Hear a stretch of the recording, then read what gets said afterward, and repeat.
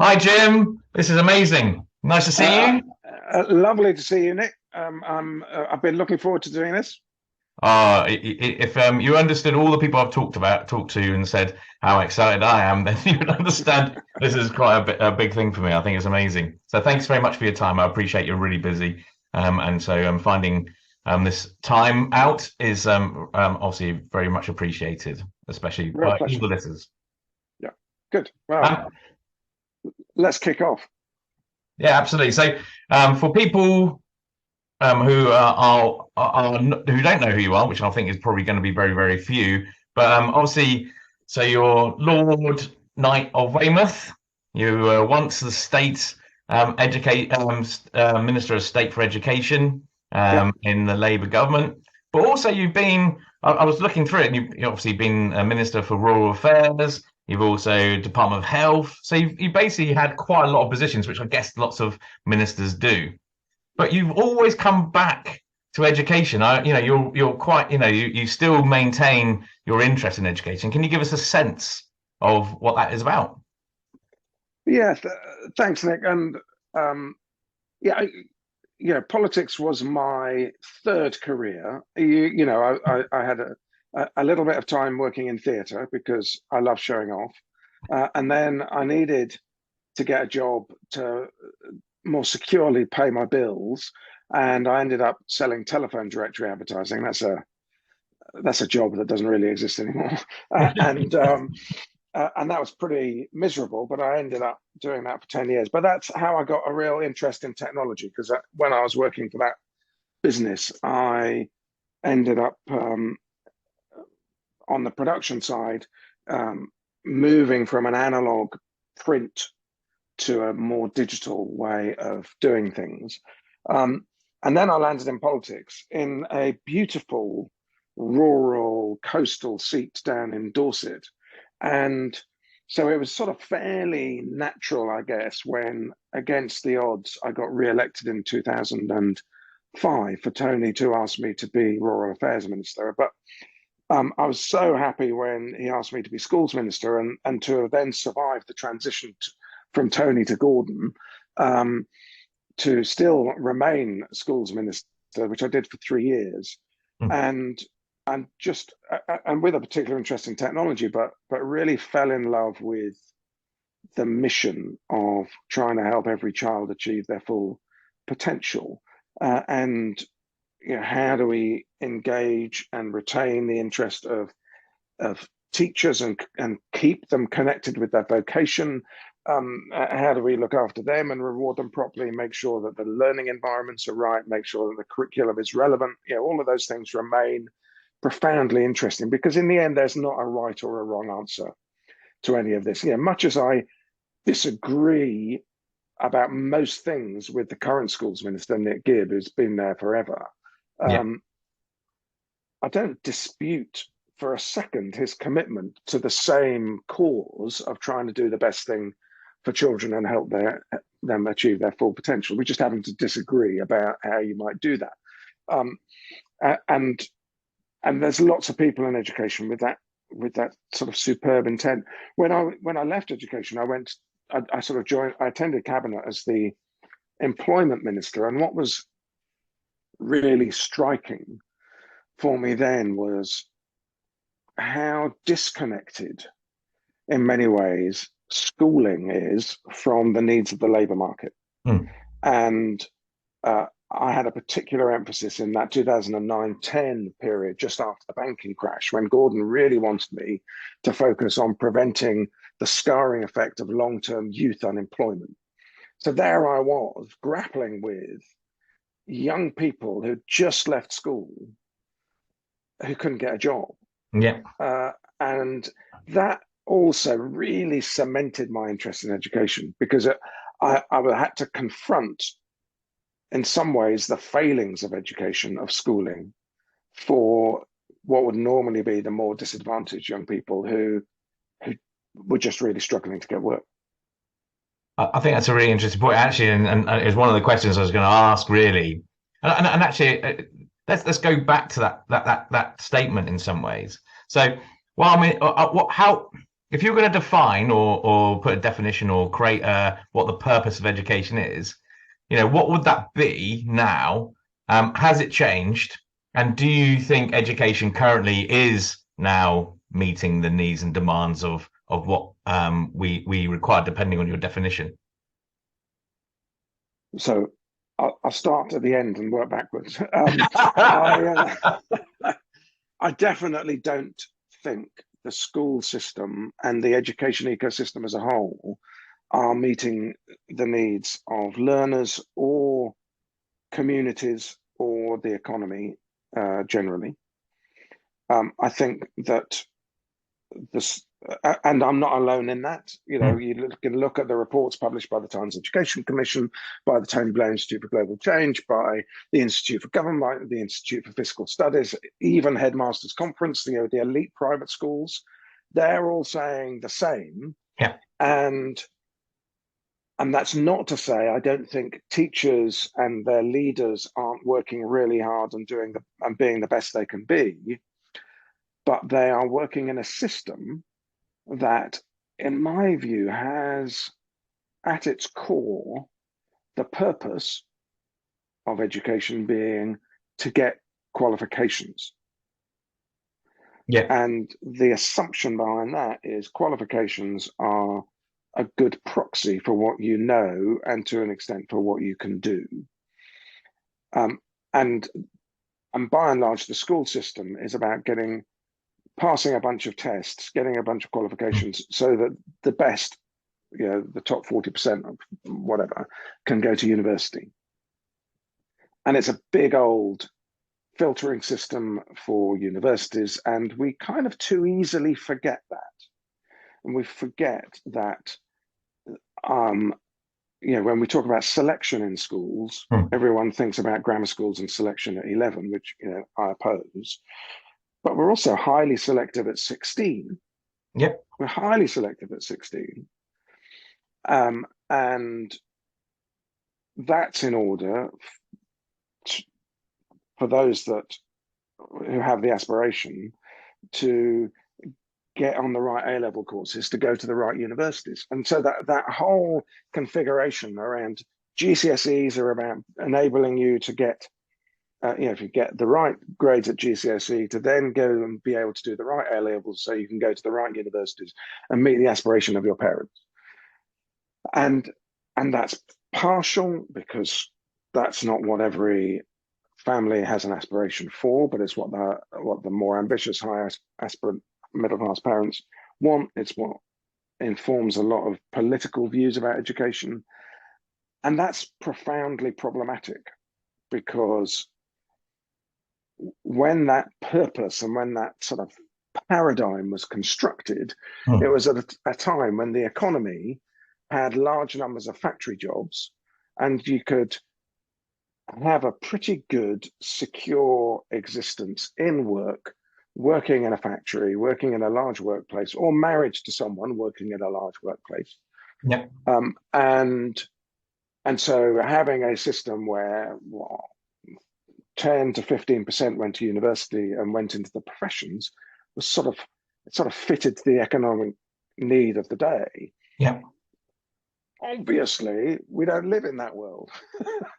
And that was also a world where, incidentally, just to be really macro about it, people worked almost until they dropped. So we had a welfare state that supported a pension for a few years after you finished work, before you then sadly died. And the numbers of people who were on welfare was relatively low as well in that system. And so the welfare state was affordable. Yeah. We're not in that world either. And we can't afford for a third of kids, broadly speaking, when the system is working at its very best, a third of kids are failed by our school system. Yeah. And if they, as machines, become more and more capable, and no longer have a place in the labour market, then that third are having to be supported by the rest of us through welfare, through the criminal justice system, through all the various costs that creates. And so just on an economic model, we have to change it. Yeah. And that's before you get to the real purpose of education, which is to help every single child, regardless of special educational needs, regardless of their family background and their starting point, to achieve their full potential. Now, that's a big ask to do that for every child, but that absolutely has to be our aim. And the current system is just incapable of doing that.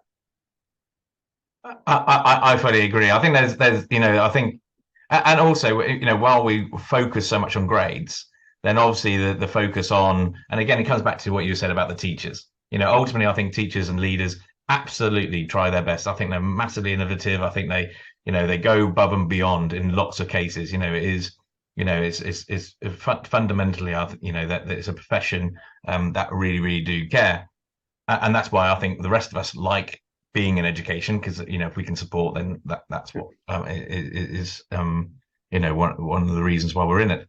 But I think ultimately when all the parameters are focused on grades, then you're right, there's always going to be people outside of those parameters which ultimately won't be able to reach their potential, because we're just focusing on them. And it's not just about that's just too hard for people, because you can present an argument, and lots people do, and it's perfectly valid, which says, well, then we just have to try harder because every child needs to carry on learning maths till they're 18. If we listen to the Prime Minister, they need to be really competent linguistically and orally, in their literacy, in their numeracy, and we should keep driving harder and harder to get to everyone doing that. And that's fine, and that's not wrong that we need everyone to be literate and numerate and a few other things, and we forget about the other things because we're too busy focusing on literacy and numeracy. But digital competence, being good at forming long and trusting relationships, that's the definition of happiness. All the evidence says a happy person is one who's good at forming relationships. We don't educate for that at all. And I distract myself. No, it's important. But the thing about grades is that it's an infatuation with academic grades and a system designed around the needs of academic universities, which means all of the talk for years and years and years about needing to equalize the esteem between academic and vocational is destined to fail. But we still need lots of people with good, strong vocational skills. We know that there's a whole bunch of people with who just struggle a lot more with the academic style of learning. But if you ask them to do something and make something, then the learning becomes relevant, and then they're better at their maths and their English and so on. But the whole ecosystem is captured by academic, and that's a profound problem that we have to change. And including going into the future. At the end of the day, like you said about technology, when automation comes into place, potentially there will be less need for lorry drivers. A little bit like with the secretary pools of the 1970s, that disappeared as well. And that's what happens. So in which case then some of the jobs in the future won't be, purely academical sort of type of jobs where it's all about maths and English. There will have to be a lot about EQ, arts and well-being, and the people who basically deliver that for other people is going to be very, very important, because you will potentially have a lot of people who won't be in work, in which case then how do you ensure they still still input into society? I'm reading a lovely book at the moment by a woman called Jude Rogers, called The Sound of Being Human. And it's her journey through a sort of desert island discs, in a way, where she's taken the sort of tracks of her life, but then talking through the neuroscience around music and learning music, and what's important and how that works. And what's interesting to me is she's kind of making the case for music being the core subject, because neurologically it works in, melody works in 3 different parts of the brain, and they're really strong music education means that you're going to be good at language, you're going to be good at maths, you're going to be good at collaboration and communication, you're going to be good at performance, you're going to be good at all those range, and you're good at connecting different things up across the curriculum. All the things that we want. Yeah. All the things that we want. And yet we kind of infatuated by academic STEM-based learning. STEM's really important, but yet STEM has become science and maths. There's very little technology and engineering because that's applied learning, and we don't like that in our system. No, but the thing is, that's when we go forward, ultimately, it is going to be, you're right about music. It basically takes on it's quite logical. It's about patterns. There's memory in there as well. Enhances all those different attributes of your brain. And so, those are the things that we need when we go forward, or those the basic tools to enable us to continue to learn, which I think is absolutely really important. When you were Minister of Schools, so there was, I remember the time. So I remember Stephen Heppel and people like that. They came up with lots of different experiences of school.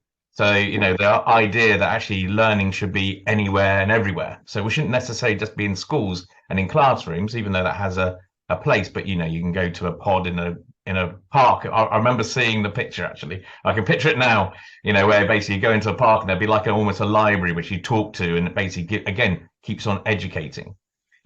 Where do you think those ideas have gone? Because it feels now we've gone back to this very old, as you've been explaining, very old fashioned, we need to learn maths, we need to learn science, and not really thinking outside the box. Even the new schools as they're being built, they're great and they're fantastic in the sense of they're modern, they're more spacious normally, but and probably feel more safer. But what about the real future gazing that was happening at the time?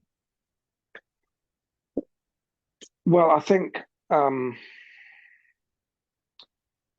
to an extent that in England, and it's a very different story in Scotland and Wales. And they've made change, and some of it's had mixed success because when you make change, you've got to work through the dependencies in the system and you get unintended consequences. But in England, we're kind of captured by a few individuals who absolutely believe that this is all about knowledge and the cognitive development that knowledge acquisition brings you, and that learning is what's most important, and that there's quite a narrow pedagogy around how you might deliver that, and that we understand that, and we know what that looks like, we know how to assess it, and if we can just focus on that and get a workforce that's better at teaching in that way, then we will deliver better for every child. And listeners, viewers can correct me if I've characterized that unfairly, but that's my sense of it. And I just think that whilst there is going to be truth in some of that, of course there's truth in it, but there is equal truth in there's a lot of people for whom that's really difficult because they just struggle to learn that and that alone, and that's the problem. It's the lack of breadth and diversity in that curriculum, where you do, we all know people, and I would imagine there are parts of the curriculum for all of us where we engage with it more if we're doing something, if we're making something, if we're, I had my brief career in theatre. I find reading Shakespeare much harder than performing Shakespeare. Shakespeare was written to be put on its feet and to be performed. And then the text really makes sense because you then get into character and you do it. you know, so that's just my example. I don't want to sit and read and learn academically about some of those things. I want to get up and do it. Yeah. And I think that's normal. And we need a system that allows for that. And once you allow for that, you can become more future gazing. And crikey, the future is here and now, and it's moving really, really fast. And so rather than driving the system in a rigid way that's about this is what's important, we know how to do this, and we just need to do this more. We want a more dynamic system, and a system that says, actually, there are some core things, oral skills, reading skills, writing skills, now actually interaction skills with both other humans and machines. And obviously numeracy skills, and I think the maths curriculum needs to change. I'm with Conrad Wolfram, who writes very interestingly about computational maths, logic, philosophy. All of those are really core, whatever we do. Yeah. And I talked about music, but having enough of a creative education, and I think there's a sort of a sense that there's an elementary element. That's a terrible phrase. There's something elementary about what the core might look like. That's not so much about subjects. It's about what are those learning skills that we and human skills that we need everyone to have, and then we properly nurture those. And then from there, people are learning all the time. That kids go to school to have a rest from learning, because they're learning on their phones, they're learning on other devices, they're learning bad stuff as well as good stuff, in terms of their own sort of moral and their mental health development. But why aren't we thinking about that? Why aren't we galvanizing that? And why aren't we engaging with family learning more, which is so significant in the success of an individual child? Oh, absolutely. I think, we could talk loads about, I think with children, I think they have a much harder time because, I think there was a research done in Oxford University in relation to, as soon as you get past the 3, and normally I think it's about 23, then actually your health, because you've got too many choices, there's so many things going on in social care. There's so many things, going on regarding choices for children now, and the things that they're being asked to almost self-educate, in the sense of, what they see on social media, that it becomes very, very confusing for them to really, and it's the same for adults as well, by the way. It's just that we haven't gone through that process. But, they're learning so many things all the time. And as soon as you get past that sort of 23, 26 items, then you get very, very confused and your well-being definitely goes downhill. And we need to teach them how to manage that, and so the whole EQ piece, or, creative EQ, all these fundamentally bring together to create the what the adult's going to have to be in the future, a responsible adult who basically can, manage what society and life is going to be like into the future.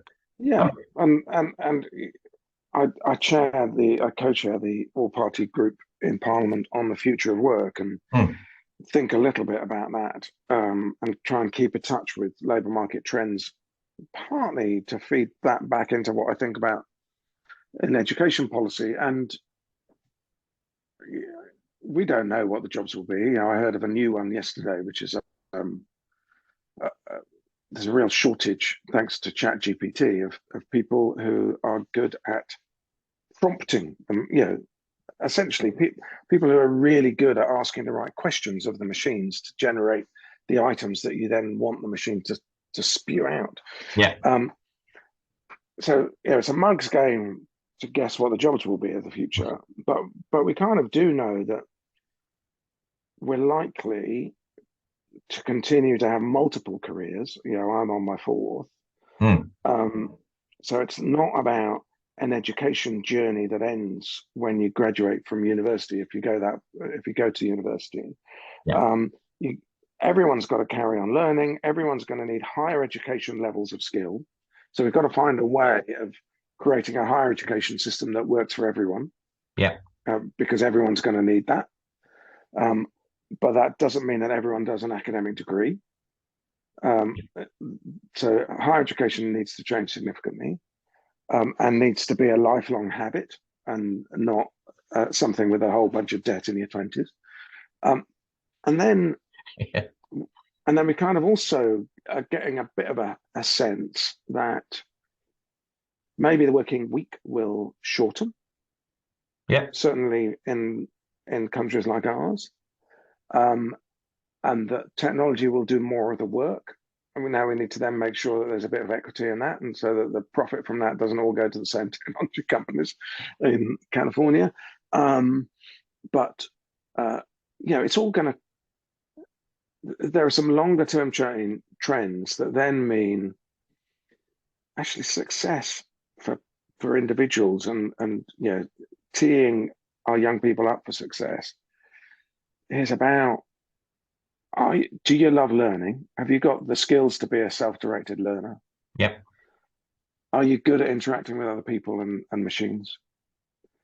Um, and and what's your relationship also like, and your interaction with nature? Because that's all got to happen in a sustainable way. And actually, if we're working 4 days a week and we've got 3 day long weekends, God, what you're missing out if you're then not loving this beautiful planet that we're destroying. And one of these days I'll have Make Earth Great Again, a mega on my baseball cap, and Yeah. as the sort of response to the nationalists and the hardcore right wingers, and say, well, look, that's our mission for the next generation.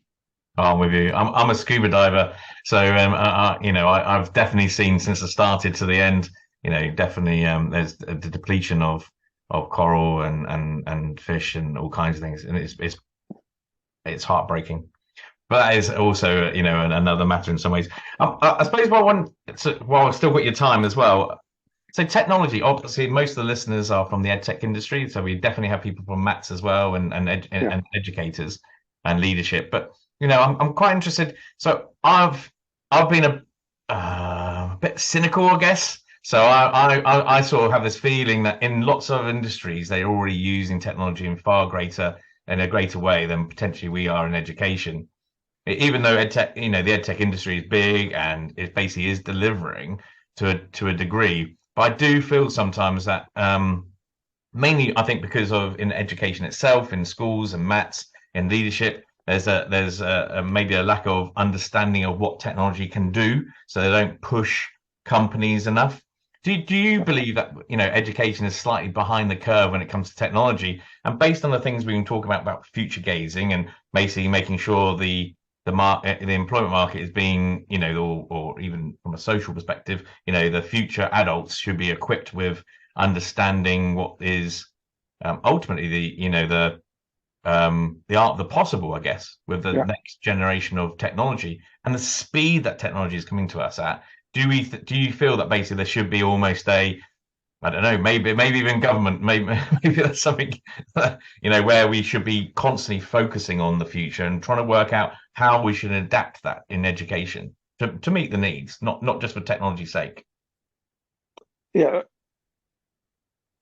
I agree that I think the way we deliver education has not sufficiently embraced technology. I chair a multi-academy trust EACT that with 28 schools. We've recently now, for the first time, properly engaged someone at the right senior level to help us address the technology shortfalls. Mm, It is, of course, true that schools for some time have been using, in the office and in the sort of a technological infrastructure, from MISs through to homeschool communication, starting to see some interesting timetabling technology. Yeah, there's a bunch of technology that happens in and around the classroom, but doesn't interfere with the human pedagogic delivery of the curriculum. Um, and that's the sort of final frontier, if you like, is the extent to which teachers become empowered by technology. Yeah. You know, technology is blamed with more workload for teachers rather than saving teachers time. But it undoubtedly can save teachers a whole bunch of time. And the potential now for some of the AI to assist with assessment, to automate a lot more of the feedback to learners and to parents. Yeah. There's a whole bunch that can be done with the workload. And if that's all it did, just to free up teachers to do the job of teaching because they're not doing all that other stuff, that would be great. But actually, it's got the potential to redefine what you can do. Yeah. And because we don't really train teachers very much around technology and how to teach with technology, that's been underdeveloped. And if we can, and the technology companies need to play their part better as well. Too often it's about getting the sale and it's not providing the after support to make sure that teachers are redefining pedagogy and really using things to their proper potential, and therefore getting the value out. And interactive whiteboards are a classic case of that. When they were used really well, and they provided a really good impact. But the rest of the time, they were used like blackboards, and that's a waste of time. Yeah, no, I agree. I think my feeling is education need to look at suppliers rather than just them being salespeople trying to sell them something. They need to look at them and say, actually, I'm going to utilize you. I've got this pain. Tell me how it can be solved. And I think that there's this, because you need both sides. At the end of the day, you can't expect teachers to be the technologists or the solution providers in some way, but vice versa. If the solution or the companies aren't talking to the education about what their real pain point is. So one pain point, which is obvious, is marking. We all know that teachers hate marking. It takes up a lot of their time. In some ways, it hurts their well-being because they're doing it late at night most of the time. So we know there's that pain point, and you sort of go, so somebody needs to fix it. And especially now with AI, you sort of go, that should be achievable in one way. Yeah, it's totally doable. And I'm talking to various people who are working around that, solving that problem. But it's also true, and we know from all the evidence, back in the Vector days, that where technology is well led, then it makes a real difference. So how do we up the game in terms of school leaders? What's in the MPQH that's about digital leadership and about standards of teaching using technology? Not a lot. How do we change that? That's totally fixable. But then you've got, if you've got leaders who are on top of it and confident around technology for teaching and how do you make it easier for them? Because when you look in schools, and if I look in the 28 EAC schools, we've got all sorts of different bits of software and different bits of kit, and they don't necessarily talk to each other. And we've got a job of work to do around data and using data smarter. But that all this different stuff is spewing out data in different forms, and that's where we miss a vector. I'm not saying we necessarily need to reinvent vector, but I think we do need some greater capacity across the system, so that the system itself has leadership of the use of technology for teaching and learning. Oh, I'm totally with you. How do you, because actually that leads on to another question, which is, how do you feel about sort of open, because, okay, I always talk about data in the sense of, if you, once you get, properly into machine learning and AI and so on, you can get to the situation where we can learn from each other far better. So it's a very simplistic explanation, but you might have a school with the same demographic over in Liverpool as one in London, as an example, and there might be the same scenario associated to a child. And the idea that you can sort of go, well, these interventions worked really well, and then the school in London sort of be able to use that because ultimately, all the data is connected. So you can just try and say, by the way, this is what's potentially going to happen. This is a potentially a neat child, as an example. Actually, here's some interventions where this child has the same Yeah, characteristics or data points as a child up in Liverpool, and this is what the interventions they put in place, and actually this is what worked. It's not suggesting that you're not taking away the decision making from the teacher or from the leadership team, but what you're doing is saying, here's some help, here's some ideas that you may have not thought about, here's some trends that you may not be focused or aware of yet, because yeah, the actual issue hasn't arisen, it's more of a risk. And yeah. I just feel a more open data, with all the contexts of all the different systems that implement it, work with it, behavior and everything else, you sort of go, if all that data was open, the amount of insights that we could get would gain would be just so important. Sure. And there is a there's quite a, there is that huge prize at stake. There's all of the problems around data privacy and Hmm. data protection, and to be addressed within all of that. So, you know, how can we protect the privacy of that child in Liverpool because we're trying to help the child in London? Yeah, And we've got to be able to answer that, and you've got to be able to answer how you keep the investor happy in that technology so that they're getting enough return and they're protecting enough IP. yeah, Now, um, those are problems, but they're fixable. yeah. And hopefully they're fixable without becoming China, who fix all of those problems by just not really worrying about anyone's privacy or their human rights. But they're stealing a march on the rest of us in terms of AI and education because Yeah. they've got access to all of that data. Yeah, I wonder. Yeah, I know there was the open data sort of idea from the DFE and stuff, but you really do need it to be driven. Actually, it's interesting. I didn't think about it before, but you're right. A form of vector would actually probably be far more efficient, or probably have greater levels of success because they already would be in technology. If you see what I mean. But I think the DFE also, it's like lots of people go, developers, oh man, that it's like black magic. Yeah, And you sort of go, no, it's not. but yeah, people feel that way. yeah. Find it hard to challenge it.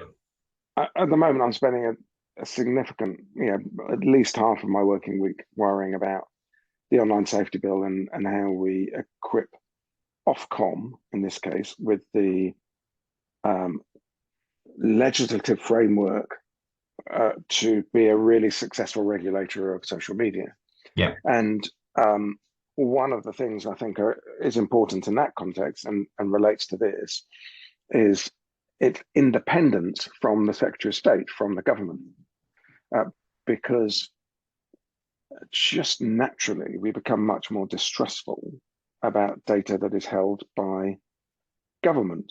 mm, And when you look at the actions of the Home Office, uh, if they if they're starting to um, interfere in children's lives because of some data that's held by the DFE that they have access to, people aren't going to share the data, uh, yeah, and, and we have a problem. And we can create more trust with an independent body that is still under a remit from government, and so still delivering in the public interest and not a private sector body. I don't want, I'm as queasy with all of that children's data being held by Meta or Amazon or Apple or whoever as I am with it being held by government.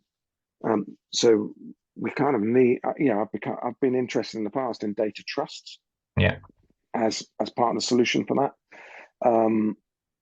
But I can't pretend I've answered all of the problems I've talked about, but I do believe that they're fixable.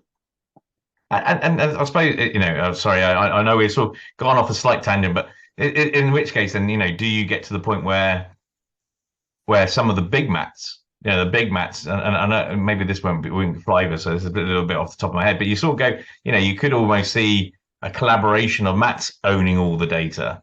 So basically, it stays in education, but then I guess you still would have an organization at the top like a Vector to make sure it happened, I guess. So Yeah, yeah, I think if we suggested that, we'd have all of the uh, conspiracy theory activist types who are anti-mats going absolutely mental. yeah. Um, and apologies if that's the wrong sort of phrase, but I think, however, if the mats were contributing in some way towards an independent body that could hold the data in trust, then maybe there is something interesting to be done there. Mm. Okay, well, my final question really is where do you think what do you think are the big problems that you feel that EdTech needs to solve either now or going forward into the next couple of years or so? Where do you feel what would you like to see from EdTech? And it doesn't have to be a technology; it could also be the way they behave. But what would what do you think are the big problems that they need to think about? Um, I'll just pitch three. I mean, there's so many, but I'll pitch you three. First is in governance terms, making sure that it's easier for those of us who are charged with ensuring that the system is continuing to operate well and in the public interest, in the interest of children, that the interoperability of data works better, so that we can get much clearer insights at a governance level around what's going on. That would be great. Regardless of whether or not the school system changes, we need technology to better support teachers. Yeah. And that is from initial training all the way through their careers, but very much so in terms of what we talked about earlier in workload, but in helping them understand the individuals in their class better, for the workflows to be better thought through for teachers. I do a little bit of work with a company called Merlin Mind, who produced a really interesting sort of kind of Alexa for the classroom type product, so that voice is the interface rather than keyboards, so they don't have to turn their back on the class. And that's just a straightforward, really clear piece of thinking around the workflow of a teacher in a classroom, and how you can make sure that they are always eyes on the kids and interacting with the kids rather than wasting time interacting with technology. And I really like that kind of thing. Yeah. And so technology needs to do better at being alongside teachers and helping them understand their learners and understanding their workflow better. And then the final one I would pitch is going back to that dependency that the whole system has, that means that we don't get parity between vocational and educational, that the system is all geared towards university admissions. So let's fix for universities how to do admissions so that we don't do A-levels.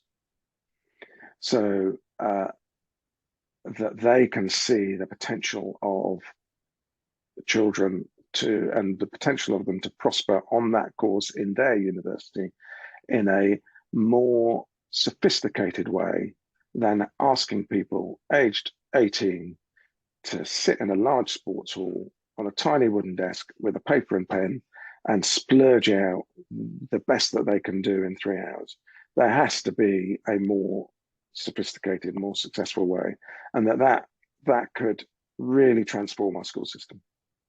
I think it's interesting that one as well, because I think there is an element where that can even work for work, for work placements as well. Yeah, yeah. You could easily go, this is, if you had all the data, the data on that child, and you could easily go, this child is suitable for this university or this particular course or this, or it could even be, actually, they're going to be really fit into your workplace really well. But you also need the contextualized data as well about that child, not just, how well they performed or how well their behavior is. You need to understand all of it. I don't want to sound flippant, but in the course of legislating around online safety, I've had some interaction with Match.com and with Bumble and other technology platforms that have very sophisticated algorithms for matching people together to form successful relationships with each other. And if we can do that, surely we can match learners with universities better. I totally agree. Totally agree. That'd be amazing. And then also that would completely transform, because when I was at school, I used to hate exams. I was rubbish at exams. Anything to do with coursework and things, I was fine with. But I used to hate exams. I used to get far too stressed about them. And that's not to say we shouldn't challenge young people with pressured situations and get them to learn to deal with that, because they're going to have to do that. Yeah. But we could have more criterion-based exams. Singapore have just moved to a 100% criteria-based exam system, so a bit like driving tests and music exams and those sorts of things. Either you reach the standard or you don't. Yeah.